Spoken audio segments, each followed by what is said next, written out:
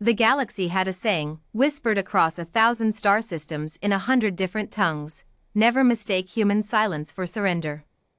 No one had bothered to tell Grand Marshal Kael'zer. Part 1: The Silence Before the Storm. The Vorith Dominion had been watching humanity for 11 years. 11 years of careful observation. 11 years of cataloging human military movements, scanning their communication frequencies, analyzing their resource extraction rates. The Vorith were meticulous, methodical, and brilliant, a species that had conquered 43 worlds through patience and precision. They did not act without data. And the data, Grand Marshal Kael'zer believed, was conclusive.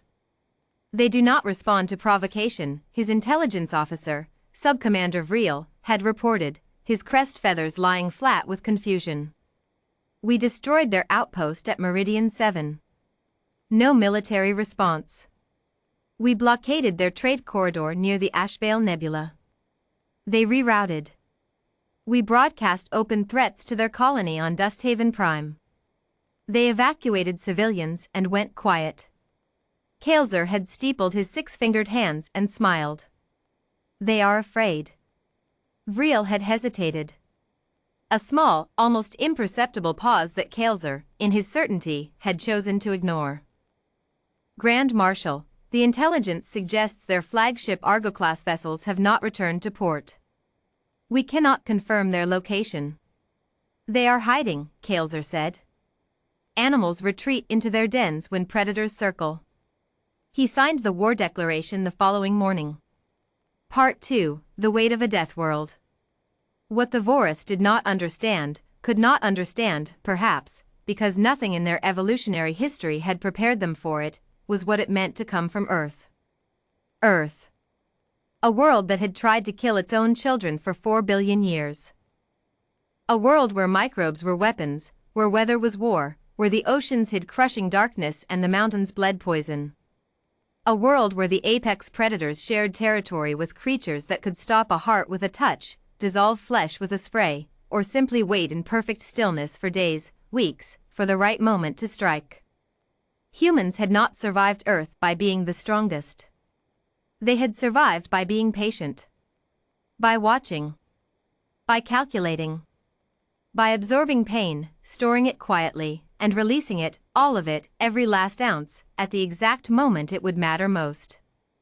Admiral Darien Voss knew this. She had grown up in the northern reaches of what was once called Canada, where the winters lasted 7 months and the wolves still ran the tree lines at dusk. Her grandmother had told her once, "You don't fight the cold, Dari. You endure it. And then, when spring comes, you build." She thought about that now, standing at the bridge of the unbroken meridian, surrounded by the quiet hum of 11 years of building. Grand Marshal Kael'zer has officially transmitted the war declaration, Lieutenant Commander Joe Meade reported from the communications console, his voice flat and professional. The name tag on his uniform read Meade in sharp block letters. All 17 Vorith battle groups are advancing on a wide front formation. ETA to the outer colonies, 6 hours.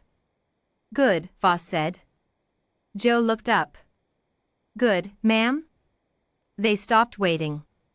She turned from the viewport, where the stars hung like cold nails in black velvet. So can we. Part 3: What They Never Saw Coming. The Vorith fleet moved in a formation that had won them 23 wars. A wide crescent, battle-hardened and elegant, designed to envelope and crush. Kael'zer watched the tactical display with satisfaction as his 17 battle groups advanced in perfect synchrony. No human fleet response detected, Vreel reported. No defensive formations. No communications intercepts. Kael'zer folded his arms. Precisely. What appeared on the scanner next did not register for 3 full seconds, because the Vorith sensors had not been calibrated to detect it. Not because of technical failure, but because the humans had spent 11 years studying exactly what Vorith scanners looked for. And had built ships that weren't it. The unbroken meridian dropped out of fold space not behind the Vorith fleet. Not in front of it. Inside it, threading the needle between battle groups 3 and 4 with a margin of error measured in dozens of meters, deploying its full wing of Argo-class strike craft before Kael'zer's bridge crew had finished blinking. Then came the others. New York Devereaux, the youngest wing commander in the human fleet, had spent 3 years plotting this approach vector. Her call sign was Ghost, and she flew like one, her strike wing materializing from the nebula's interference shadow like they had always been there, waiting. High Wolanski's cruiser group emerged from a pre-positioned fold point behind the Vorith rear column. Dyev's torpedo frigates had been sitting in drift mode inside an asteroid field for 19 days, their crew eating ration packs and sleeping in rotation, cold and patient and absolutely certain of this moment. 19 days. Barely anyone on the Vorith intelligence roster had even remembered to keep scanning that sector. Contact.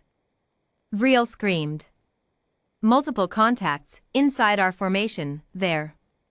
The first salvo hit before he could finish the sentence. Part 4, The Reckoning. Kael'zer was not a coward. He had fought in 9 campaigns and survived 4 boarding actions. But as he watched his tactical display dissolve into chaos, 17 battle groups suddenly surrounded, bracketed, and engaged from angles that should have been impossible, he felt something he had not felt in 40 years of war. Fear. How, he demanded. How did they? They've been here, Vreel said, his voice hollow. Grand Marshal, some of these signals. The drift signatures. They've been waiting here. 4 weeks. The communications array crackled. A human voice cut through, calm and unhurried as a sunrise. Grand Marshal Kael'zer. Admiral Darian Voss. My name is Admiral Darian Voss. 11 years ago, you destroyed an outpost at Meridian 7. We said nothing. You blockaded our trade corridor. We rerouted. You threatened our colony on Dusthaven Prime. We evacuated our people. A pause. We did not respond because we were not ready.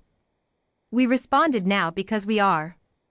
If you'd like to discuss terms, I'm on Channel 7. I'll wait. Kael'zer stared at the display. 3 of his battle groups had gone dark. The crescent formation he had spent 20 years perfecting was folded in on itself, punctured from 6 directions simultaneously, the enemy moving through the gaps with a precision that should have required years of battlefield coordination to execute. It had required years. That was exactly the point. Sub-Commander Vreel spoke quietly. Grand Marshal. I've pulled the historical records on human conflict behavior. He paused. They have a pattern.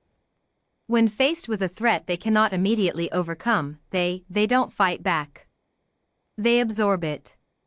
They study it. They adapt. And then? Vreel looked at the tactical display. And then they do this. Epilogue, What the Galaxy Learned. The Battle of the Ashvale Corridor lasted 4 hours and 11 minutes. Of Kael'zer's 17 battle groups, 6 were destroyed, 8 were disabled and boarded, and 3 managed to escape into fold space.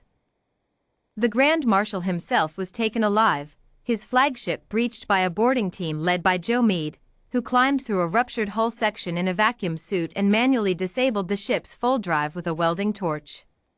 He filed the after-action report as routine. The terms Voss offered were fair. Measured. Almost unsettlingly generous, given the scope of the victory. She released prisoners, offered medical assistance, and proposed a trade normalization agreement within the year. A Vorith diplomat, in the months that followed, asked her directly, why? You had us. You could have ended us. Voss had considered the question seriously. We didn't need to end you, she said. We needed you to understand something. What? She looked out the viewport at the stars, cold and ancient and patient, burning in silence across billions of years of empty space. That quiet, she said, isn't the same as weak.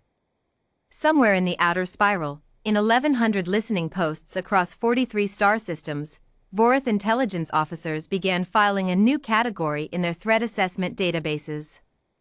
Entry 0001, Human Silence. Classification, Extreme Danger. Notes, do not mistake for submission. Do not mistake for fear. Do not mistake for anything other than what it is. What it is, preparation.